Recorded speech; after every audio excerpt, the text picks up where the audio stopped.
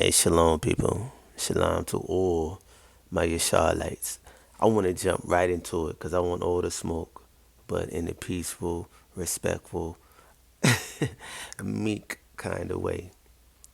I'm sick and tired of my people using the 2/3 will be cut off, among our people, and that's why we just getting killed here in our captivity, and it's no need to even have compassion and understanding nor care because the 2/3 prophecy is taking place here in our captivity. That's full of crap.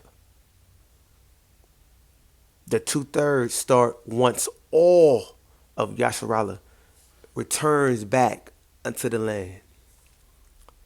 Because that's what Ahia said, that I'm going to bring all of Yasharallah back. All those who endure during that time when Ahia brings judgment upon this daughter of Babylon, aka America. So whoever endures, make it to that time, and he bring us all back. Then we enter in, right? Enter into the land. Then Ahia is going to cut off 2/3 of Yasharallah. Because what? They're not meek. They didn't pass under the rod of Ezekiel chapter 20. They are rebellious. Forms of idolatry is still within them. And they strictly is not about the Creator. But this 2/3 does not start here. So you must have care and compassion, show kindness, and be meek and learn how to talk to people, your people here in captivity. Because you can't apply this to them. Let's read the scripture for itself. I'm going to start at verse 1 right here because this gives the time frame of where all of this is beginning. So here we go. On that day, there shall be a fountain open for the house of Dawi. A fountain is the temple. The temple shall be built. And them waters flowing from the temple is the healing waters to heal the land and to heal our bodies. This is where they get the little stupid baptism thing from in the New Testament, which is not so. It's just the temple carry healing waters that heals the land, nurtures the land, and heals our body, and it flows from a highest temple. That's how important this temple is in them healing waters. So we see the time frame. A temple is up, and the house of Dawi is set up, meaning a descendant of Dawi is now in the land, its presence, and he is known as the Prince of Yasharallah. And then it says, "And the inhabitants of Yerushalayim," or Jerusalem. The inhabitants of Jerusalem are the seed of David, sons and daughters, the seed of Levi, sons and daughters, the seed of Benjamin, sons and daughters, the seed of the high priest, Zadok, sons and daughters, and the seed of Yehoiada, or Judah, sons and daughters. They make up the descendants or the inhabitants of Jerusalem, because they reside in Jerusalem. That's why they're called the inhabitants of Jerusalem. Now, we jump down to verse 2. Then it says, "On that day, and on that day declares Ahia of hosts, or Ahia of heaven armies, I will cut off the names of the idols from the land." So we know this ain't came to pass because there's so much idolatry within the land. And we still carry idolatry upon us. We still serving an NT dude. And it says, "So that they shall be remembered no more, no more idols. And also I will remove from the land the prophets and the spirit of uncleanness." Now, there's so much uncleanness in the land, in our so-called land over there, right? And there's so many people prophesizing and speaking. See, when this take place, Ahia don't want nobody prophesizing, none of that, no uncleanness. So if you got any uncleanness in you, work on that now. That's why it's called a refinement process. Refine it now. Become meek and contrite. Refine it now. That's part of the instructions before leaving. To become contrite and admit your guilt and become humble. Work on it now, because when it gets to this point, because this point right here, the seed of David is established. Your Messiah on the throne of David is established. The Messiah on the high priest throne of Zadok is established. You know what I'm saying? The inhabitants of Jerusalem is there. The house of David is set up. The temple is set up. It's established. Right now, work on your uncleanness. Take away all them unclean thoughts. Anything that's contrary to a higher, take it away. Whatever you feel.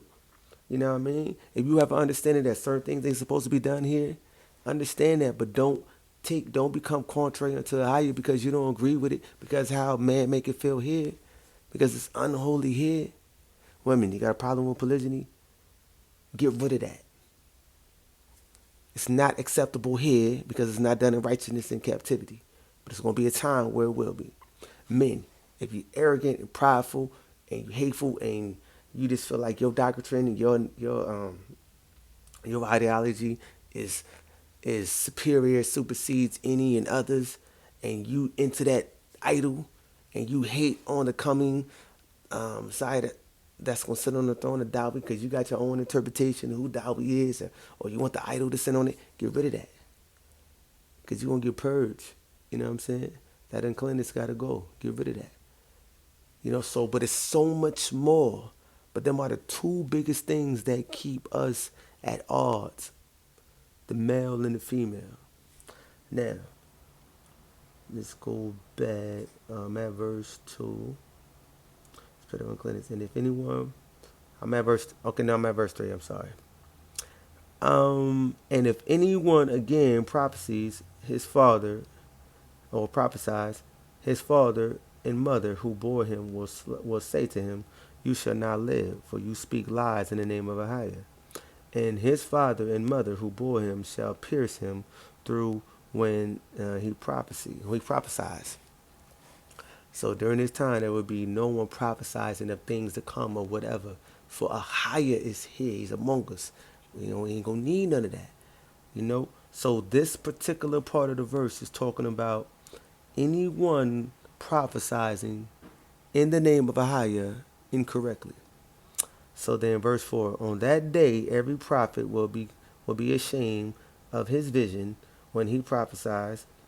He will not put on a hairy cloak in order to deceive, so it's a particular garment that you put on for prophesizing. Everything comes with that. It's a garment for the high priest, it's a garment for the Levites, it's a garment for the seed of David, it's a garment for the prophets, you know what I mean? It's a distinction between, their job descriptions within, the entity of a higher, man. Clothing. But verse 5.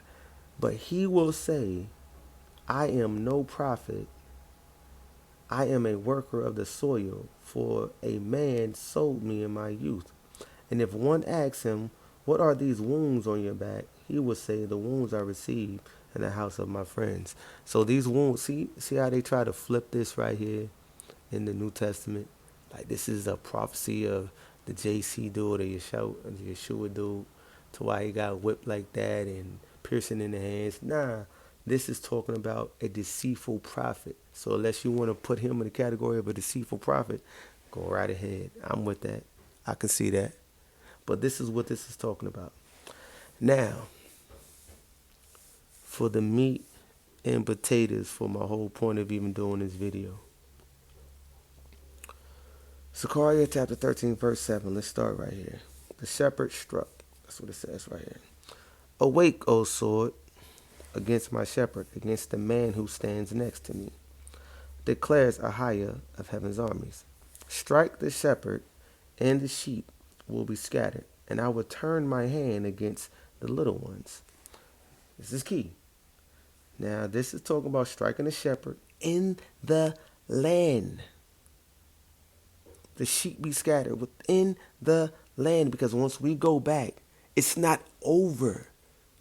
People thinking it's kumbaya when we leave from here, go into the land, and everything is just all good. Everything's going to get set up and everything's taking place. We still got to fight off enemies. Ahiah still ain't done judging the nations. So this whole thing is staged that you seeing right now. It's all fabricated. All of this that you seeing is war going on, and nuclears and nuclear bomb threats and nations against nations right now, as if everything's about to explode. Right now, it's not. Zion has not left captivity yet fully. It's not. It's all a stage. It's all propaganda.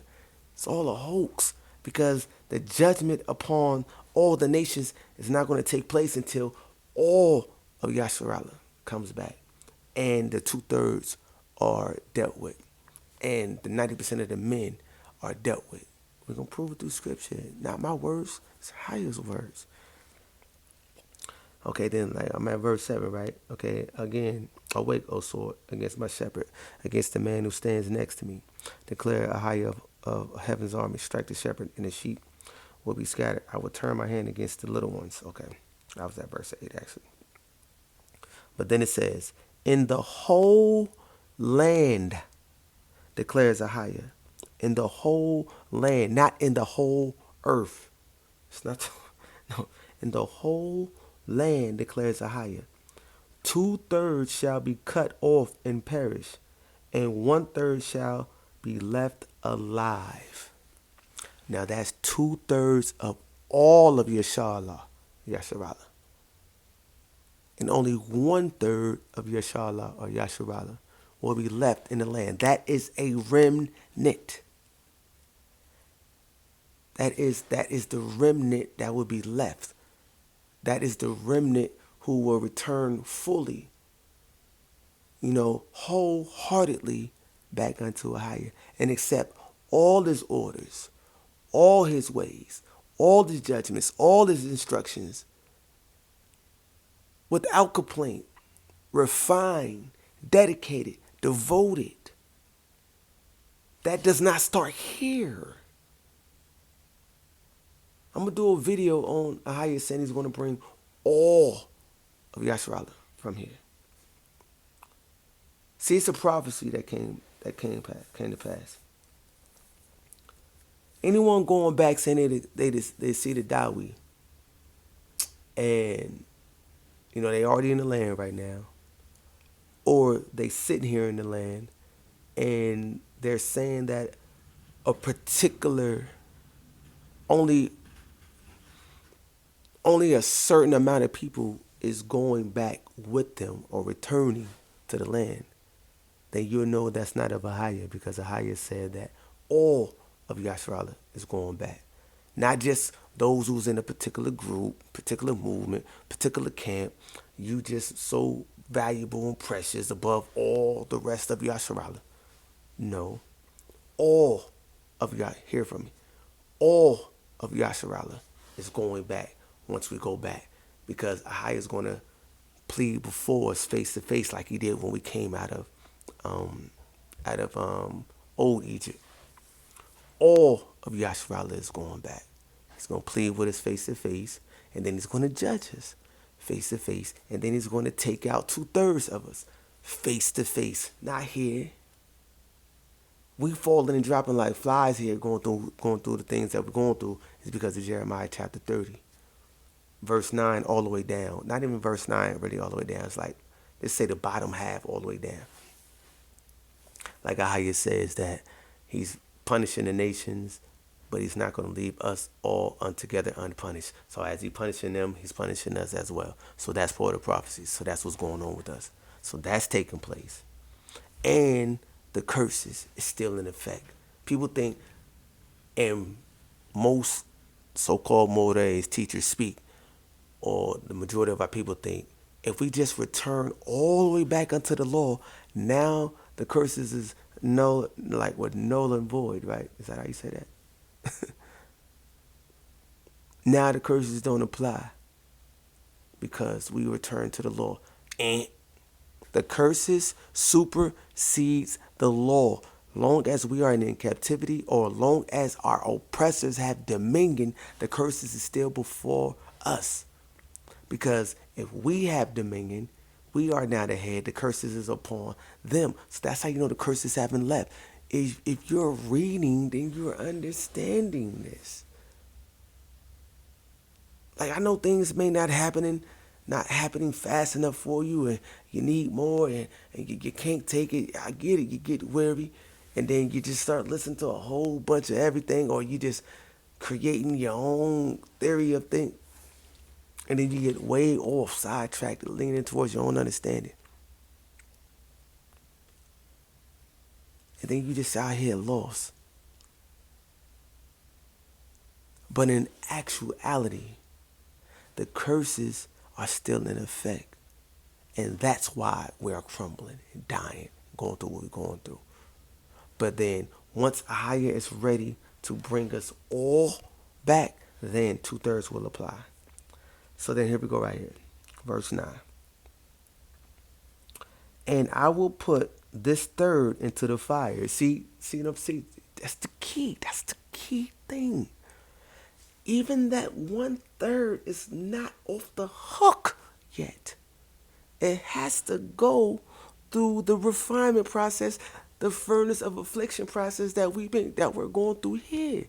Even then, so this is right here is like you're entering to the land, but you're not entering into your inheritances until you go through this refinement process of being truly humble. Only a remnant will receive its inheritance. So yeah, you may reside in places in the land. You all is going to come back, but all is not going to receive their inheritance. Only the meek and contrite is going to receive their inheritance. Because they must go through what? The fire and refinement, like it says right here, and I will put this third into the fire and refine them as one refines silver and test them as gold is tested. So Ahia is going to try that third even when we get back. You're not just going into your inheritance so easy. You're not deserving of it. You're not self-entitled to this. No, you must prove yourself. You must be tried. So it's so much more going into this than what's being, projected. Left alive. Then it says, verse 9, and I will put the third into the fire and refine them as one refines silver and test them as gold is tested. Then they will call upon my name and I will answer them. I will say, they are my people, and they will say, Ahia is my power. That third must be tried and tested. Once we all go back, 2/3 get cut off. 1/3 is left. Now that 1/3 has to be tried and tested. Now the 1/3 is going to see the 2/3 get cut off, and the reason is for it. So that should humble them and know that Ahia not playing. But they still gonna have some stubbornness in them. They still gonna have some wickedness in them. That's gonna have to get purged out. And you never know what the true refinement is going to take place. But chapter 14 is going to go into it a little bit. So now, that's what we're going to do. The coming day of Ahia. So you have to do 13 and 14 together to put this thing together to understand the 2/3 and the 1/3, to understand the time frame. And so you know how to apply these things correctly. Then let's go ahead and just read this. Verse 1, behold, a day is coming for Ahia, when the spoil taken from you, when the spoil taken from you, you will be divided in your midst. Okay, look, we're in the land, right? We're in the land at this moment. We're in the land. 2/3 is like, this is part of the 2/3 process as well. So things is going into play. But look what's going to take place when we're in the land. I'm about to see right now exactly, is this part of the 2/3 process or this is part of the 1/3 process? Let's figure this out together, I know what my heart is saying. I know what I've been studying, but let's figure this thing out together. Because it's not over once we go back. There's no nuclear war action now. There's no ending of the nation. There's no coming of Ahia until this. All right. So the spoil was taken from us, is divided in our midst. Then verse 2. For I will gather all the nations against Jerusalem to battle, and the city shall be taken, and the houses plundered, and the women raped. See, our women going to be... Do you understand what's going to happen when we go back, y'all? So this is why I see what Ahia is saying. The third is going to be tried and tested. This is where I can even see where the 2/3 is going to come into play as well, because 2/3 is all inshallah. You know, the 90%, is that's Isaiah chapter 6, verse 13. It talks about 90% of the men cut off, from higher because they're not going to return fully, if you're wondering. But right here, we're saying that Ahijah will gather all the nations against Jerusalem. So Ahijah is forming this. And the city will be taken and houses plundered and the women raped. Then it says, half of the city shall go out into exile, but the rest of the people shall not be cut from the city. So this is not the last exile period. This is not captivity. This is not the last form of captivity. You're not all going back. It's not kumbaya. We about to go against some stuff because the nations is gonna be mad at the higher. The nations is gonna be mad that we are delivered from this oppression, this captivity. So they gonna come up against us. They gonna come up against the seed of David. They gonna come up against the house of the inhabitants of your Shalom. They gonna come up against Yeshallah. They gonna try a higher. But let's see what Ayah says. Then it says, then the city shall be taken out of the planet. The half of the city shall go. Okay, then half of the city shall go out into exile, but the rest of the people shall not be cut off from the city. Verse 3, then Ahiah will go out and fight against those nations as when he fights on a day of battle. Ahiah will fight the battle. When we all go back, it's going to be like the coming out of Egypt when we saw Ahiah fighting our battle. Like, we're not fighting. We're not going about doing that. Ahiah is going to fight this battle before us, getting his fame, his glory, and restoring the fear upon us. And we're going to watch all those who've made it through this process, 2/3, 1/3. We're going to watch. Okay, then verse 4, on that day, his feet shall stand on Mount Olive. See, this is where they try to make this New Testament mythical character fit this description. This is Ahiah. His feet shall stand on Mount Olive. Not literally, but metaphorically. His feet shall stand on Mount Olive that lies before Jerusalem on the east. And the Mount Olive shall be split into two from east to west by a very wide valley, so that one half of the mount shall move northward and the other half southward. Now you got to understand, when you read Daniel chapter 2, Ahiah turns himself into a great mountain. It's metaphorical, y'all. It's metaphorically speaking. One great mountain that covers masses of areas. So in this instance right here, Ahiah turns into this mountain. And this is Ahiah, like he says, he's going to fight before. So he's going to fight what? He's going to fight from the east to the west by a very wide valley, so that one half of the mount shall move northward and the other half southward. This is Ahiah. Then he says, and you shall flee to the valley of my mountains. For the valley of the mountains shall reach to Azal, and you shall flee as you fled from earthquakes in the days of Uzziah, the lowercase king, meaning prince of Yahweh. Then Ahiah, my power will come, and all the holy ones with him. Who's all the holy ones? Who's all the holy ones? That is, when it says Ahiah of hosts, that means Ahiah of heaven's armies. So his holy ones are his angels, his prophets, the seed of Dawi.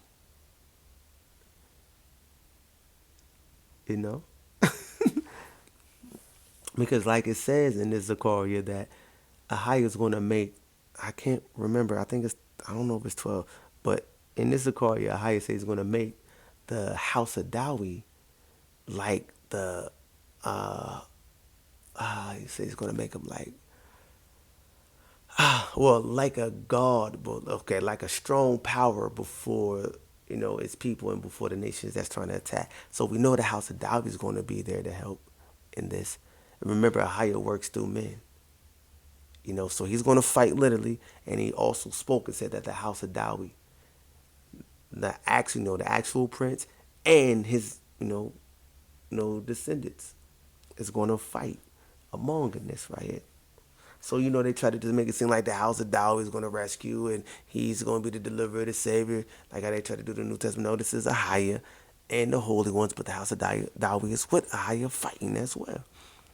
So then, verse 6, on that day there shall be no light, cold, or frost, and there shall be a unique day, and there shall be a unique day, a day that's never been before, which is known to Ahiah, neither day nor night, but evening time shall be light.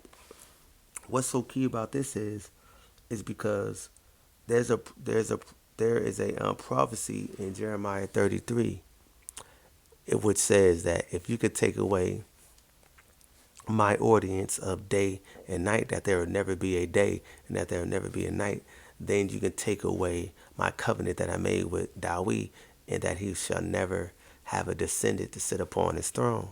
So as you see, this is why this is called a unique day, because from the time until now, there's always been a day and night. So that covenant stands, that Dawi will always have a descendant to sit upon his throne. But this unique day, you know, which is known to Ahiah, only Ahiah, right? The all-knower. This unique day, neither day or night, but at evening time there shall be light. That means that it's going to be day all day and night at this time. Nighttime will not fall. So this is a particular moment, particular event for Ahiah to do, what he said he's going to do.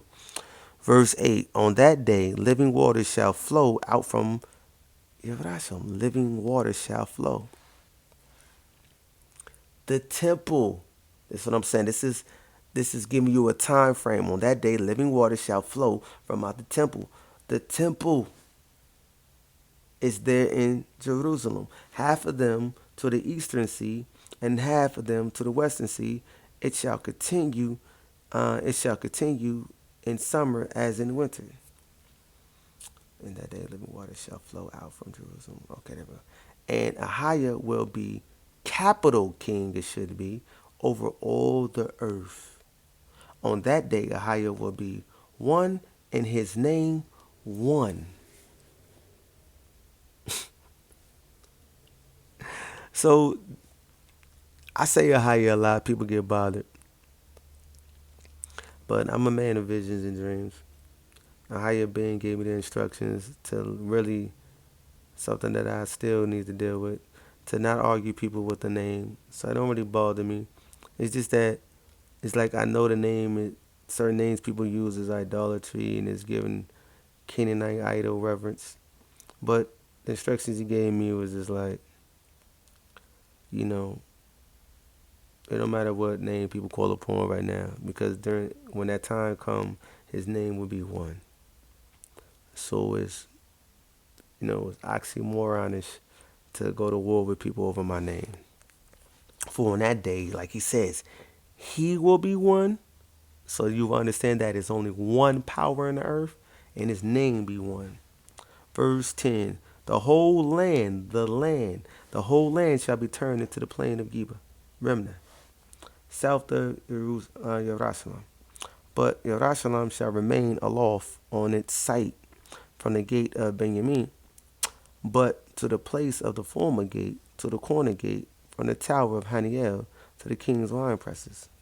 And it shall be uninhabited, for there shall never again be a decree of utter destruction. Jerusalem or Jerusalem shall dwell in security. So Jerusalem will never be destroyed again after this event. And this event will take place when Ahiah makes the whole 24-hour day light. It will be light for 24 hours. And then he accomplishes his goal to bring the waters through. You know? And then verse 12, and this shall be the plague which Ahiah will strike all the peoples that wage war against Jerusalem, or Jerusalem. Their flesh will rot while they are still standing on their feet. Their eyes will rot in their sockets, and their tongues will rot in their mouths. Oh, that's a horrible plague. Now, that kind of makes sense. When you watch certain movies, and it's always like eye rotting, acid turning in the eyes and the tongue. That's probably where they get it from because they know that's what's going to. They know that's what's going to happen to them. So they kind of put it in their movies. It's a little something I thought about.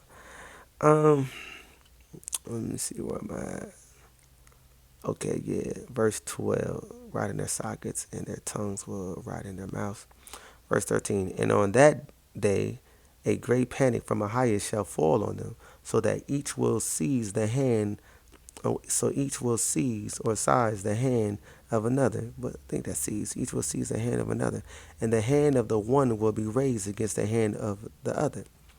Even Yahweh will fight at Jerusalem, and the wealth of all surrounding nations shall be collected, gold, silver, garments in great abundance. See that even the house of Yahweh, I wonder if that should be the southern kingdom, will fight at Jerusalem, and the wealth of the surrounding nations shall be collected, gold, silver, and garments in great abundance. Okay, so we see who's fighting, the house of Dawi and the house of Yahweh. Of course, that makes sense because if you read chapters beforehand, it talks about how Ahiah is going to, reward the house of Yahweh first before the house of Dawi. So the house of Dawi can gloat over the house of Yahweh, you know, can't boast over them. So, of course, the house of Yahweh has something to do with this fighting that's taking place when the Ahiah is bringing down all nations and restoring Jerusalem. Okay, so that makes sense right there. Um. Okay. Go to verse 15. And a plague like this shall fall on the horses, the mules, the camels, the donkeys, whatever beast may be in those camps. then everyone who survives, all, then everyone who survives of all the nations that have come against Jerusalem shall go up year after year to worship the king. That's how I should say in all capitals. The king. So why the king ain't capitalized up here? Whatever, man. Shall go up year after year to worship the king, the Malak, higher of heaven's armies, and to keep the feast of booths. And if any families of the earth do not go up to Jerusalem to worship the king, a higher of heaven's armies, there will be no rain upon them, no blessings. And if the family of Egypt, exactly, so all y'all Kemet people, y'all can have this, y'all talk y'all got going on. See, I see y'all little platform on Sinetta, and see you got your wife out there, supposed to be your Charla, but she not. She really a comedic chick doing some other wickedness, doing what she do. Y'all got your little battlefield. Y'all got Zion Lexuses and the mighty Hebrew on there doing all of that. You know what I'm saying? They really act like comedics too. They trying to push that New Testament agenda on your Charla. We see it. We see it. We see it. You know what I'm saying? Y'all gonna have that platform because, but guess what, Kemet? Guess what? Guess what, Kemet? Guess what? Even your family who does not go up and present themselves, then on them there shall be no rain.